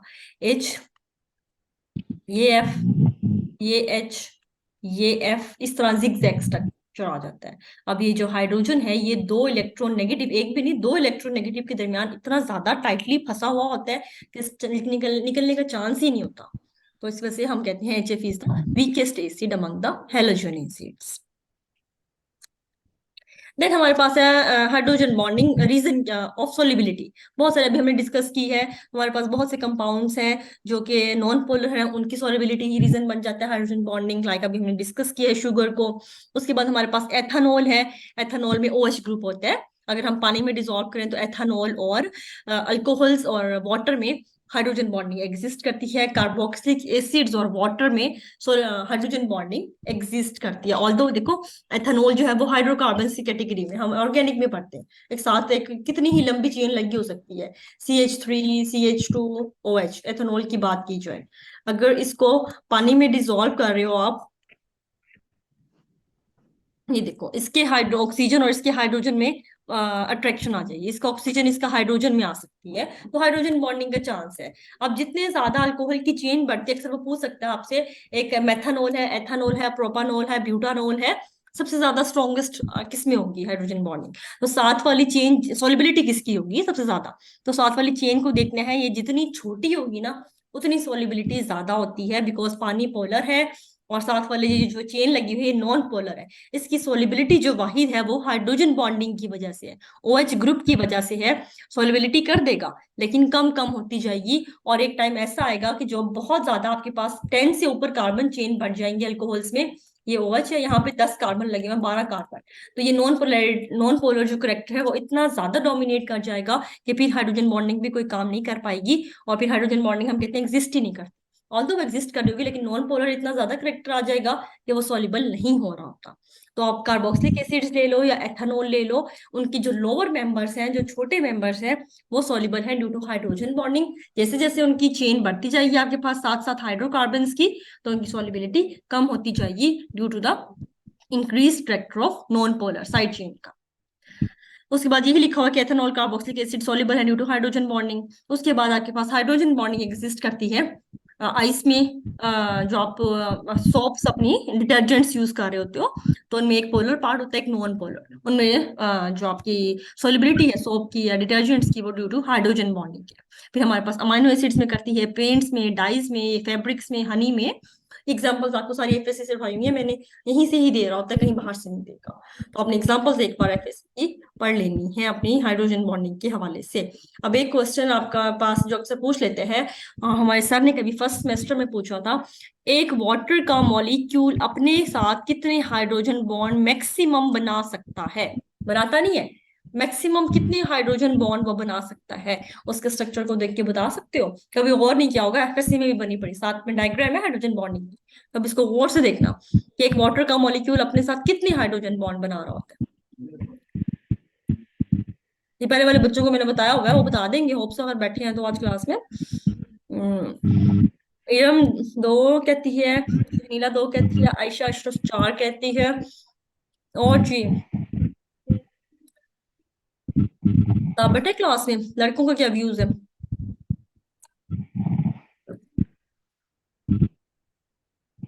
आहिरा चार कहती है, हाँ जी आफ्ताब भी चार कहते हैं। बॉयज आर ऑलवेज राइट है, ऐसी कोई बात नहीं होती। एक वाटर मॉलिक्यूल अपने साथ चार बना सकते हैं। ये कैसे बना सकता है? देखो बना सकता है, बनाता नहीं है, क्योंकि ना इलेक्ट्रोनेगेटिव एटम अपने इलेक्ट्रॉन्स देना नहीं चाहता। तो होता क्या है कि ये हाइड्रोजन बना रहे होते हैं, दो हाइड्रोजन बॉन्ड्स, लेकिन बना सकता है, देखो दो ये लॉन पेयर की वजह से बनाता है। एक अगले वाले हाइड्रोजन जो भी वाटर मॉलिक्यूल है उसके इस तरह अटैच होता है, ये वाला, एक ये वाला जो है यहाँ से हाइड्रोजन ऑक्सीजन, ये हाइड्रोजन, सॉरी यहाँ पे ना दो ऑक्सीजन लग गए, एक ऑक्सीजन और एक ऐसे लगना था, ये हो गया। और एक यहाँ पे ऑक्सीजन, ये हाइड्रोजन, इधर हाइड्रोजन, एक ये ऑक्सीजन, ये किसी अगले वाले वाटर मॉलिक्यूल प्रेजेंट है बहुत सारे। तो एक वाटर का मॉलिक्यूल 4 हाइड्रोजन बॉन्ड्स बना सकता है एट अ टाइम, लेकिन वो बनाता नहीं है, वो बनाता है 2, क्योंकि इलेक्ट्रोनेगेटिव एटम कभी अपने इलेक्ट्रॉन्स देना नहीं चाहता। इलेक्ट्रोनेगेटिव की डेफिनेशन क्या होती है? डेफिनेशन होती है tendency of atom to attract the shared pair of electron towards itself, अपने पास रखना चाहता है, लेकिन मैक्सिमम बना सकता है, बनाना चाहिए। स्ट्रक्चर को खोल के देखोगे ना, आगे समझ में अच्छा, आज की जनरल नॉलेज करो, टाइम खत्म होने वाला है जल्दी से, इससे पहले खत्म हो ही जाए। देखो पहला एमसीक्यू बताते जाओ चैट बॉक्स जल्दी से, हमारे पास 8 मिनट है, 10 एमसीक्यू ऑलमोस्ट करने हैं हमने आज। Books of Muslim scholar study in European universities. एक साइंटिस्ट है, मुस्लिम स्कॉलर है, बहुत फेमस है, जिसकी बुक यूरोपियन यूनिवर्सिटीज में सबसे ज्यादा पढ़ी जाती थी। कौन सा था वो? अली सीना, जाबिर बिन हयान, अल फराबी, अल बैरूनी। पिछले वाले बच्चे मुझे गलत बताया, जरा उनको तो मैंने रिवाइज करवाया होंगे। हाँ जी, जल्दी से एबीसीडी की फॉर्म में बताते जाओगे, गलत बताओगे तो एटलीस्ट आपको याद रह जाएगा, मगर मैं आंसर बता दूं कोई मसला नहीं है, लेकिन आप पार्टिसिपेट करो ताकि याद रहे। अलबेरूनी कहती है ताहिरा गलत है, इरम कहती है ए, आयशा कहती है सी, सारे लग लगा रहे हैं, मजेदार बात है। कोई बी वाला रह गया? एग्जैक्टली, आंसर इज ए, बू अली सीना। इसी किताब की कानून फिल ईब के नाम से, तो जो कि बहुत ज्यादा पढ़ी जाती थी यूनिवर्सिटीज। बाकी 2-3 साइंटिस्ट हैं, लेकिन सबसे ज्यादा जिस स्कॉलर को यूरोपियन यूनिवर्सिटीज वाले मानते थे, दैट इज बू अली सीना, ये ऑप्शन। देन है टर्म ऑफ बटरफ्लाई, ये बायो का फर्स्ट चैप्टर, एग्जैक्टली वहां पे था ना कि कानून फिल थी, बू अली सीना यूरोपियन यूनिवर्सिटीज में पढ़ते थे, exactly. Term of butterfly is used in which game? एक गेम है जिसमें हम बटरफ्लाई स्टॉक का टर्म यूज करते हैं, किस गेम में करते हैं? Polo, cricket, swimming, tennis, A B C D, C. देखो लड़कों वाली गेम थी ना, उसको आता था स्विमिंग, कर रहे होते हैं boys, exactly C is the option. यहाँ पे बटरफ्लाई पोज बनाए जाते हैं, उसमें स्विमिंग की जाती है, बटरफ्लाई पोज। तो term butterfly is used in swimming. Longest gulf of the world, दुनिया की सबसे बड़ी और लंबी खलीज कौन सी है? Gulf of Mexico, Arabian, Aden, किलरन। ये ऑप्शन नहीं। इजी है, अक्सर आ जाता है, एग्जैक्टली ये आसान भी है, अक्सरों को पता होता है। Gulf of Mexico is the longest gulf of the world. ठीक हो गया, आगे चलते हैं। Pakistan largest partner of exports, बहुत इजी है। हम सबसे ज्यादा एक्सपोर्ट किस मुल्क के साथ कर रहे होते हैं? इम्पोर्ट एक्सपोर्ट, एग्जैक्टली, सोचने की जरूरत ही नहीं है, एक ही दोस्त है, चाइना। सबसे ज्यादा सामान आता भी वहीं से है, जाता भी वहीं पे होता है। अच्छा, इससे नीचे वाला और इंटरेस्टिंग है, टेलीनॉर की सिम जिसके पास की है।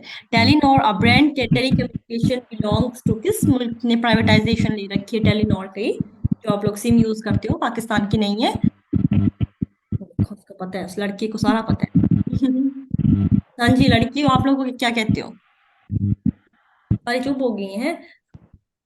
नॉर्वे, जो टेलीनॉर की प्राइवेटाइजेशन है वो नॉर्वे कंट्री ने ली हुई है, बी ऑप्शन है आपके पास राइट ऑप्शन। ठीक है, उसके बाद है which country parliament has maximum members? हमारी है ना इवान पाला इवान जेरी, किस मुल्क की पार्लियामेंट है जिसमें मैक्सिमम नंबर पाए जाते हैं मेंबर्स के? Which country parliament has the maximum member? USA कहते हैं, आई थिंक सो। आफ्ताब ने यूएसए कहा है, शनीला भी यूएसए कह रही है, लड़कों को देख के नहीं कहना, यूएसए गलत है वैसे। अगर आपको देखो, मैं स्पेशली जी के मैं अक्सर कहती हूँ बिल्कुल भी नहीं पता तो बिल्कुल नहीं लगाना है एमसीक्यू, वो गलत ही होता है। यहाँ पे तो नंबर नहीं कट रहे ना, तो बल्कि मारा करो, यहाँ गलत करोगे तो बल्कि याद रह जाता है। Exactly D, China. चाइना के सबसे ज्यादा है 1000 समथिंग, 999, सॉरी 919 मेंबर्स होते हैं इसके, उसमें ऑलमोस्ट 1000। इसके पार्लियामेंट में इतने ज्यादा मेंबर्स होते हैं, सबसे बड़ी पार्लियामेंट दुनिया की जो है वो चाइना की ही है। Then right of the vote was granted to women first time by, सबसे पहले वुमेन को वोट देने का हक किसने दिया था? Which country was granted the women to right to vote? No, it's not Indonesia. Exactly, New Zealand, New Zealand ने सबसे पहले वुमेन को हमेशा अच्छी चीज अंग्रेज कर रहे होते हैं, हम उनको फॉलो कर रहे होते हैं, ये है न्यूजीलैंड। बग्राम एयरबेस किस मुल्क में पाई जाती है? ये तो बहुत इजी है, जब हमारे पास हो। बताती हूँ क्यों इजी है। हाँ, बग्राम एयरबेस किस मुल्क की है? एग्जैक्टली, अभी इतना न्यूज़पेपर न्यूज पढ़ते थे जब ये तालिबान वाला किस्सा था अफगानिस्तान का, तो हमेशा ये होता है ना, बग्राम एयरबेस पे सामान लेके जाया जा रहा है, आया जा रहा है। नेक्स्ट स्लाइड शो नहीं हो रही। चलो, इसके बाद मैं सेंड कर दूंगी, ताहरा कोई मसला नहीं, आपको ये सारे ना नेट से भी मिल जाएंगे। अभी ये लेटेस्ट है आप लोगों का। विच इरानियन एक्टिविस्ट, सॉरी बढ़ाऊंगी, which Iranian activist got Nobel peace prize on 6 September 2023? अब कौन सी ईरानियन एक्टिविस्ट है जिसको नोबेल पीस प्राइज मिला है 2023 में? नोबेल पीस प्राइज अभी अभी लेटेस्ट किसको मिले है? एनीवन जिसको बताओ। नरगिस मोहम्मदी, जैनब फातमी, फातिमा जहरा, और none of the. Zainab Fatmi, no, it's wrong, B option नहीं है। ए और सी में से कोई है, बी नहीं है। A option is the right one, Nargis Mohammadi, Iranian activist है जिसको भी लेटेस्ट नोबेल पीस प्राइज मिला। तो बिल्कुल लेटेस्ट वाली चीजें होती हैं। बल्कि जब आपका पेपर होने वाला हो ना, तो पेपर देखो बन जाता है 15 से 20 दिन पहले। तो 15 से 20 दिन वाले एमसीक्यू उस टाइम वाले नहीं करने, आपने तकरीबन महीने वाले पहले कर सकते हैं बीपीएससी। ईद प्रेयर क्या है हमारे पास? जो वो तो छोड़ो, ये हमारे मुसलमानों पे आ जाओ। ईद प्रेयर इज, ईद की नमाज पढ़ते हो? हाँ जी लड़कियों, क्या होती है वो? ईद की नमाज। एग्जैक्टली, ईद की नमाज वाजिब होती है। और जो हमारे पास नमाज जनाजा पढ़ते हैं, बॉयज पढ़ के आते हैं, वो कौन सी नमाज कहलाती है? बता सकते हो मुझे? नमाज जनाजा को हम किस कैटेगरी में लेते हैं? उसका एक नाम है, मुझे ऑप्शंस बनाने नहीं आएंगे, अगर मैं चौथा बनाऊंगी तो वही हो जाएगा। हमारे पास नमाज जनाजा कौन सी नमाज कहलाती है? एग्जैक्टली, फर्ज कफाइया, उसका एक पूरा नाम यही है। फर्ज है, और फर्ज कफाइया में आती है, जो आपको अदा करनी जरूरी होती है, स्पेशल बॉयज के लिए होती है। इन हज, टचिंग ब्लैक स्टोन इज, कल भी ये बना रही थी और मेरी मदर आ गई थी बीच में, अभी मैंने एक और डालना था 10वां, आई थिंक ये 9 हुए थे। तो आज का लास्ट एमसीक्यू है, हज के दौरान हम जो बोसा लेते हैं, टचिंग द ब्लैक स्टोन जिसको हम कहते हैं, उसको हम क्या कहते हैं? इस्तलाम, सई, मीना, रकूफ।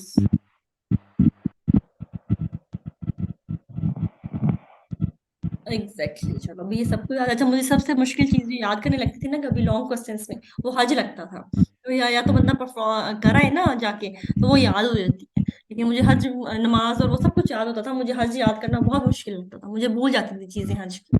लेकिन हज की काफी सारी चीजें हम इंशाल्लाह रिवाइज करते रहेंगे टाइम टू टाइम इस्लाम में की। चलो जी, छुट्टी करो, बाकी फिर हम कल पढ़ेंगे इंशाल्लाह इंट्रा मोलेकुलर।